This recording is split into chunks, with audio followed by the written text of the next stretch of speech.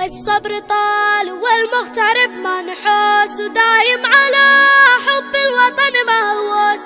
لا هو استفاد ولا جلس ببلاده، ولا من الغربة جمال فلوس. الصبر طال والمغترب منحوس، ودايم على حب الوطن مهووس.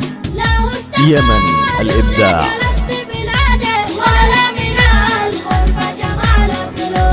قم يا رسول الشعر والهجس واكتب على